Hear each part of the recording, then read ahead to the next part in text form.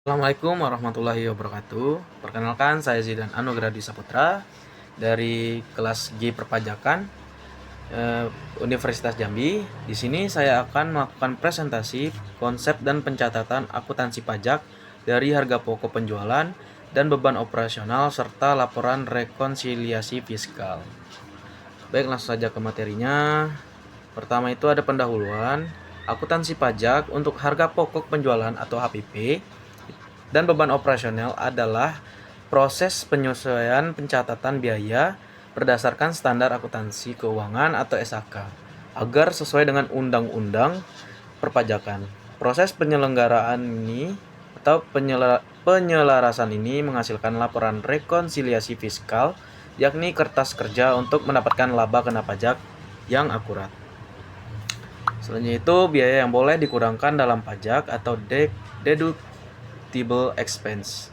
Itu biaya tersebut harus berkaitan langsung dengan kegiatan usaha, memperoleh penghasilan, menagih penghasilan, dan memelihara penghasilan. Menurut ketentuan perpajakan, biaya yang dapat dikurangkan meliputi yang pertama itu ada harga pokok penjualan atau HPP, yang kedua itu gaji dan upah karyawan, dan yang ketiga biaya listrik, air, dan telepon. Yang keempat ada biaya sewa, kelima biaya penyusutan aset, dan yang keenam transportasi operasional, dan yang ketujuh biaya pemasaran dari promosi, yang terakhir 8 itu biaya bunga pinjaman usaha. Untuk contohnya itu pencatatan biaya operasional perusahaan membayar listrik sebesar 2 juta, dan untuk jurnalnya itu di debit itu ada beban listrik sebesar 2 juta dan kredit itu ada kas 2 juta rupiah. Biaya tersebut dapat menjadi pengurang penghasilan karena berkaitan dengan kegiatan usaha perusahaan. Lagi selanjutnya itu ada biaya yang tidak boleh dikurangkan dalam pajak atau non-deductible expense. Nah, biaya yang tidak boleh dikurangkan adalah biaya menurut ketentuan perpajakan tidak dapat dijadikan pengurangan hasil bruto.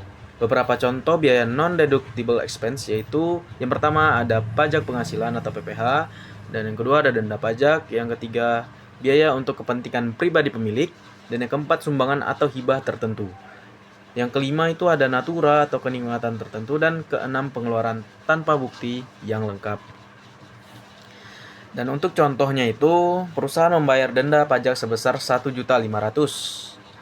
Nah, untuk jurnalnya itu di debit itu ada beban denda pajak sebesar 1.500.000 dan untuk di kredit ada kas 1.500.000.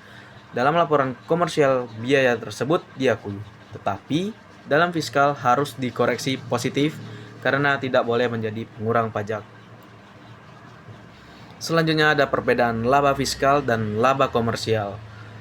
Laba komersial adalah laba yang dihitung berdasarkan standar akuntansi keuangan atau SAK. Laporan ini digunakan untuk kepentingan manajemen, investor, dan pihak eksternal lainnya. Dan untuk laba fiskal itu adalah laba yang dihitung berdasarkan peraturan perpajakan untuk menentukan besarnya pajak yang harus dibayar. Untuk perbedaan utamanya, yang pertama itu ada laba komersial berdasarkan SHK, dan untuk laba fiskal berdasarkan Undang-Undang Pajak. Laba komersial digunakan untuk laporan keuangan dan laba fiskal digunakan untuk perhitungan pajak. Untuk contohnya itu laba komersial perusahaan sebesar 100 juta tetapi terdapat biaya denda pajak 5 juta yang tidak boleh dikurangkan. Maka laba fiskal 100 juta ditambah 5 juta, maka hasilnya 105 juta rupiah. Untuk selanjutnya itu koreksi positif dan koreksi negatif.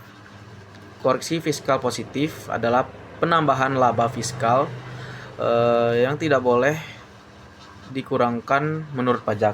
Untuk contohnya itu biaya pribadi pemilik sumbangan tertentu, dan untuk contoh perhitungannya itu biaya denda pajak 3 juta, maka dilakukan koreksi positif sebesar 3 juta karena biaya tersebut tidak boleh dikurangkan.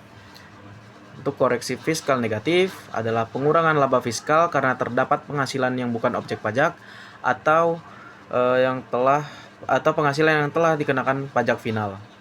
Untuk contohnya itu bunga deposito 4 juta, maka dilakukan koreksi negatif sebesar 4 juta karena telah dikenakan PPh final. Untuk perhitungan PPh Badan dan jurnal PPh Badan.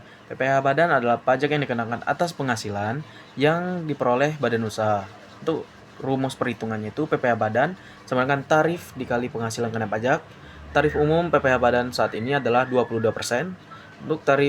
Untuk contoh perhitungannya, penghasilan kena pajak perusahaan sebesar 200 juta, maka PPh Badannya itu 22% dikali 200 juta, maka didapatkan hasil 44 juta rupiah. Jadi PPh Badan terutang sebesar 44 juta. Untuk jurnal PPh Badannya itu pada saat pengakuan pajak, di debit itu ada beban PPh Badan sebesar 44 juta, dan untuk dikredit ada utang PPh Badan 44 juta, dan pada saat pembayaran pajak, di debit itu ada utang PPh Badan, dan di kredit ada kas 44 juta rupiah. Untuk kesimpulan dari materi ini, akuntansi pajak berkaitan dengan pencatatan dan perhitungan pajak perusahaan sesuai ketentuan perpajakan. Dalam perpajakan terdapat biaya yang boleh dikurangkan atau deductible expense, dan biaya yang tidak boleh dikurangkan atau non-deductible expense. Perbedaan perlakuan biaya dan penghasilan menyebabkan adanya perbedaan antara laba komersial dan laba fiskal, sehingga diperlukan rekonsiliasi fiskal melalui koreksi positif dan negatif. Setelah dilakukan rekonsiliasi, perusahaan dapat menghitung dan mencatat PPh Badan sesuai tarif pajak yang berlaku. Baik, segitu saja materi yang bisa saya sampaikan. Saya akhiri. Assalamualaikum warahmatullahi wabarakatuh.